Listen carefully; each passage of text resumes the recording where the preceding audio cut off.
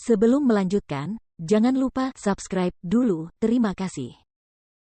Bab 169, Pertempuran Kota Kekaisaran 1. Huang Xiaolong menganggap tatapan penuh cemburu yang diarahkan kepadanya dari para jenius kerajaan di sekitarnya seolah-olah mereka tidak ada. Dia duduk di sana dengan ekspresi tenang yang sama di wajahnya. Namamu Huang Xiaolong, kan? Cui Li bertanya sambil menghadap Huang Xiaolong ke samping setelah duduk di kursi kosong di sebelahnya. Huang Xiaolong menoleh ke samping untuk menatapnya. Mengamati Cui Li dari dekat, dia menyadari di balik senyumnya yang manis dan polos, ada sedikit pesona yang menggoda. Hidungnya yang mungil dan indah serta bibir merah ceri di mulutnya yang mungil membuatnya sulit untuk tidak tertarik. Mereka duduk cukup berdekatan, hanya ada jarak selebar lengan orang dewasa di antara mereka. Huang Xiaolong dapat dengan mudah menyentuh wajah Cui Li dan bagian tubuh lainnya jika dia mengulurkan lengannya sedikit. Mata Cui Li yang mempesona menatap lurus ke mata Huang Xiaolong. Keempat mata mereka saling menatap, berlangsung lebih dari 30 tarikan napas. Benar sekali. Huang Xiaolong mengangguk. Karena Cui Li ini tahu namanya, mendekati dan kemudian duduk di sebelahnya jelas bukan suatu kebetulan. Menurut rumor, usiamu baru 17 tahun, tetapi kau sudah mencapai puncak prajurit Ordo ke-10 akhir. Seorang prajurit berusia 17 tahun, dari wilayah Hautian, puncak akhir Ordo ke-10. Kerumunan jenius itu tercengang, mendapati perkataan Cui Li sulit dipercaya karena mereka semua memandang Huang Xiaolong, termasuk Zhou Jie dari kerajaan Yuwei. Xie Putih dan Yang Gang juga terkejut. Huang Xiaolong menatap Cui Li, mengernyit sedikit sambil menatapnya tajam sebelum mengalihkan pandangannya, tak lagi mempedulikannya. Karena jelas-jelas diabaikan, Cui Li tidak menunjukkan kemarahan di wajahnya. Waktu berlalu dan dua orang jenius lainnya yang memiliki bakat luar biasa dalam seni bela diri pun tiba, Pang Yu dan Dai Sani. Pang Yu adalah seorang pria sedangkan Dai Sani adalah seorang wanita cantik, tetapi dibandingkan dengan Cui Li, Dai Sani memiliki kecantikan yang lembut dan halus. Tidak lama setelah itu, para jenius yang berpartisipasi dari semua kerajaan lain tiba dan berkumpul. Saat itu, matahari sudah tinggi di langit pagi, menyinari daratan saat suhu panas meningkat. Sinar matahari terasa hangat di kulit Huang Xiaolong. Sesaat kemudian, pintu merah yang tertutup rapat menuju istana Kekaisaran Duanren berderit dan terbuka. Seorang kasim kecil bergegas keluar, mengumumkan dengan suaranya yang melengking, Yang Mulia Pangeran kedua telah tiba gelombang. Pangeran kedua Kekaisaran, Duan Wuhen. Saat suara kasim itu berakhir, Duan Wuhen terlihat keluar dari pintu istana di atas tunggangan singa yang megah di tengah lingkaran perlindungan pengawal istana. Sejak 30 tahun yang lalu, pertempuran kota Kekaisaran dan parade militer Kekaisaran Duanren diawasi oleh Duan Wuhen. Ini adalah bukti pentingnya Duan Wuhen di Kekaisaran. Bersama beberapa menteri, Duan Wuhen mendekati area arena sementara para pengawal istana menyebar, mempertahankan keempat perimeter arena. Saat Duan Wuhen memasuki area arena, semua jenius kerajaan berdiri dari tempat duduk mereka, memberi hormat dengan setengah membungkuk, salam kepada Yang Mulia Pangeran kedua. Semua orang tidak perlu berdiri di atas upacara. Duan Wuhen melambaikan tangannya. Suaranya terdengar santai namun anggun, silakan duduk. Dia bergerak menuju kursi utama di tengah panggung utama dan duduk.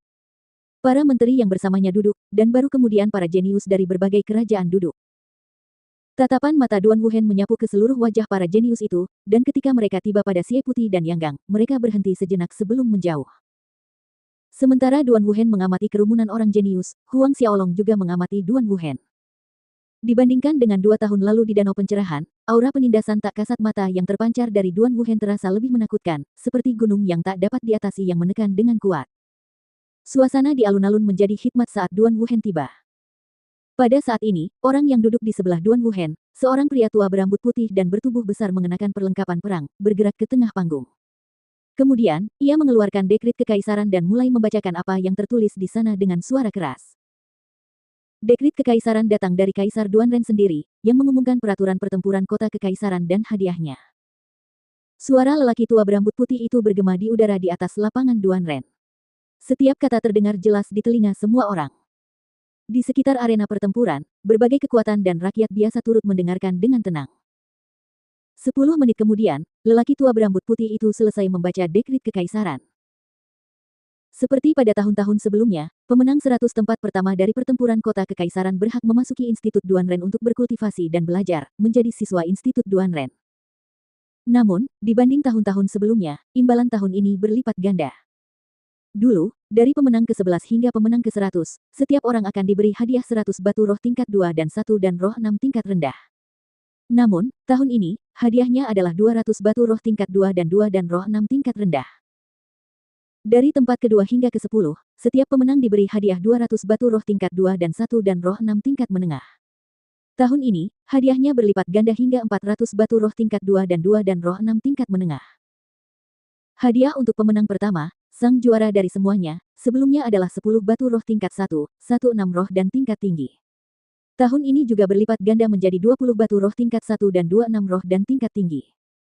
Bahkan di masa lalu, hadiahnya sudah sangat menarik. Namun tahun ini, hadiahnya bahkan lebih menarik lagi. Ketika lelaki tua berambut putih itu selesai membaca dekrit kekaisaran, seluruh area di dalam dan sekitar arena mulai mendidih karena kegembiraan. Terutama banyaknya para jenius yang ikut serta mewakili berbagai kerajaan, mata mereka berbinar-binar dan kegembiraan tampak jelas di wajah mereka.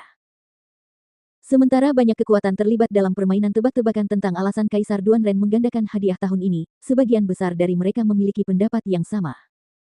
Semua orang mengira itu mungkin karena kumpulan jenius berbakat ini lebih mengesankan daripada tahun-tahun sebelumnya, yang membuat Kaisar Duanren meningkatkan hadiahnya.